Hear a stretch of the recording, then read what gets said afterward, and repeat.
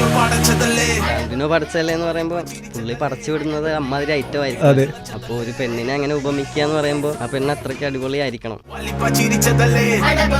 ഡുവാലിപ്പന്റെ ക്രഷായിരുന്നു.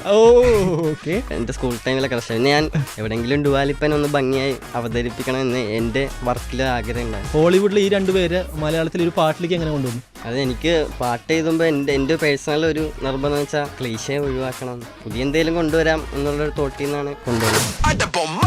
ബൊമ്മാല എന്നുള്ള വാക്ക് music director ആർസിന്റെ ആദ്യമേ ഉണ്ടായിരുന്നു, ഹുക്ക് പോർഷൻ. അപ്പോൾ അതിൽ നിന്ന് ബാക്കിയെല്ലാം ഉണ്ടായിരുന്നു. ഈ 4 പാട്ടിൽ എപ്പോഴും ആലോചിച്ചിട്ടുണ്ട് ഈ വരി ഇത്രയും ഹിറ്റാവും ഞാൻ വിചാരിച്ചില്ല, പക്ഷെ ഇത് കൊളുത്തി, അങ്ങനെ ഏതെങ്കിലും വരി? ഇപ്പൊ തന്നെ ഡുവാലിപ്പയും ടാരന്റീനോ, അതും മ്യൂസിക് ഡയറക്ടർ എന്നോട് വേറെ ഓപ്ഷൻ ഉണ്ടോ കാർത്തി എന്ന് എന്നോട് ചോദിച്ചു. അപ്പൊ ഞാൻ പറഞ്ഞു ചേട്ടാ ഇത് വെച്ചോ, ഇരിക്കട്ടെ, നമുക്കൊന്ന് ട്രൈ ചെയ്ത് നോക്കാം.